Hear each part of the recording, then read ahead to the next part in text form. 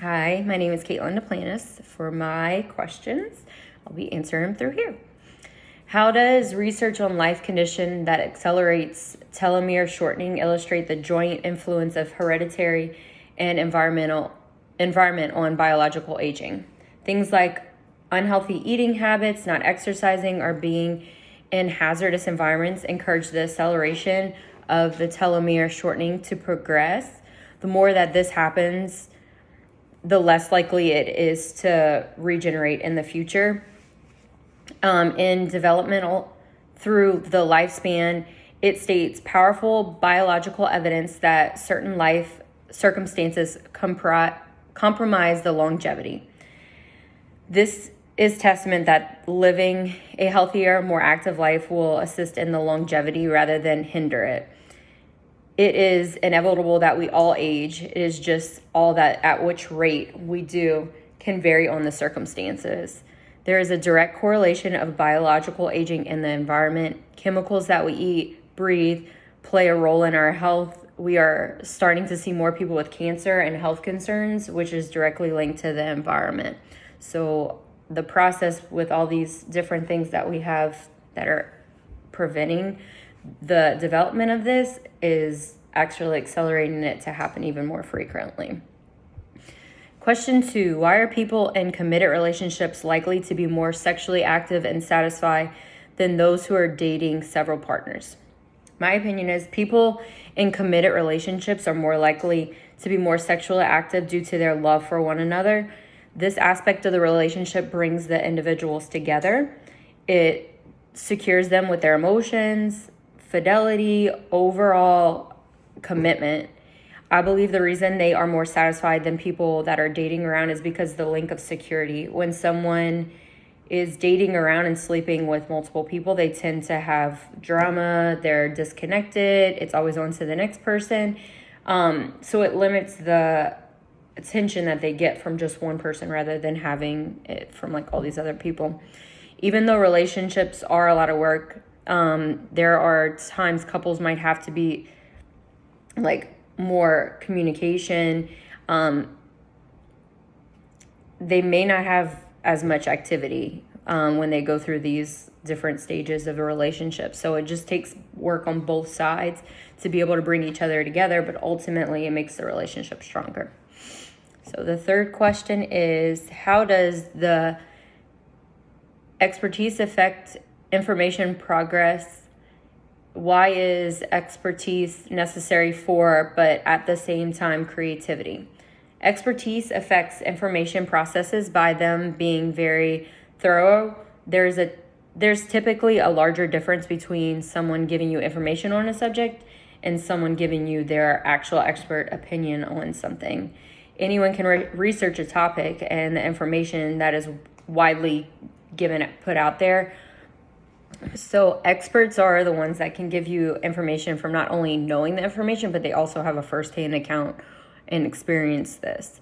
The difference from creativity by it is not being something that they make up. Creativity is original idea, unlike expertise. So you come up with the idea that things are there, and expertise is like hard facts.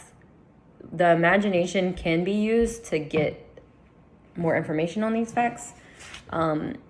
So the creativity can help an expert come up with ways to test in specific fields or in different ways doing other things. Question 4, what student and college environment characteristics contribute to favorable psychological changes during the college years? College is the time when students broaden their horizons and begin to think for themselves without the influence of their parents. This is the time that the world plays more of an influence role, not only how they see themselves, but also how they see others. Because of this, they reflect on how situations have made them feel, or if they did the right thing. At this level of education, students are challenged to think outside of the box and give their own opinions. I feel like college is where a majority of people find themselves and what they truly believe in. I personally didn't go to college right out of school due to financial circumstances. And at the age I am now, seeing how college has opened up my mind and perspective. I can only imagine if I was at a younger age and being a younger adult in developmental things, how those experiences could have benefited me even more. That's the question 5. What cultural changes have led to the emergence of the period known as emerging adulthood?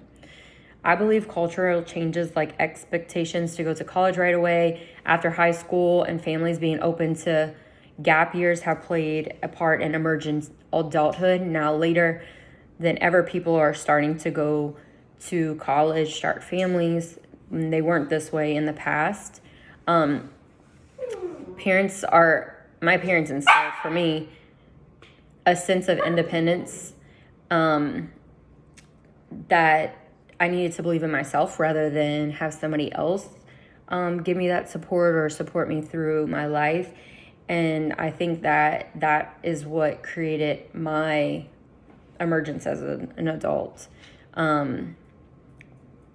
I think in times of the past, women were often having babies and staying at home in their early 20s, and we're seeing that completely change to being more in the late 20s, early 30s, mid 30s, because a lot more women are career focused than they have been in the past. That has drastically changed past the decades, and the more women go to college, we're seeing them start families later. The cultural push to have set ages are starting to change, which is why emerging adulthood is a thing of our time.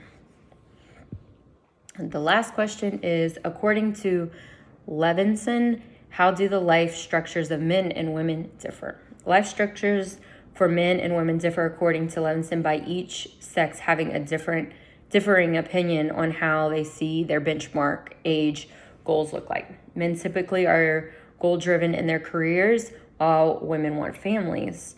I do think this is starting to shift. I think we're seeing more women have a career focus really early on, and not to say that men are wanting to have families earlier, but you're starting to see more men be okay with the fact that they could stay at home and take care of their kids, especially with COVID. A lot of men had to stay home and they could work from home and also take care of the family rather than the reverse role with women being the ones to take care of the children and all that. I think our perspective on males and females is definitely changing gender roles. And I think it's only going to get more of a separation as the generations go ahead. We'll see both roles doing both things, taking care of the family and be career driven at the same time.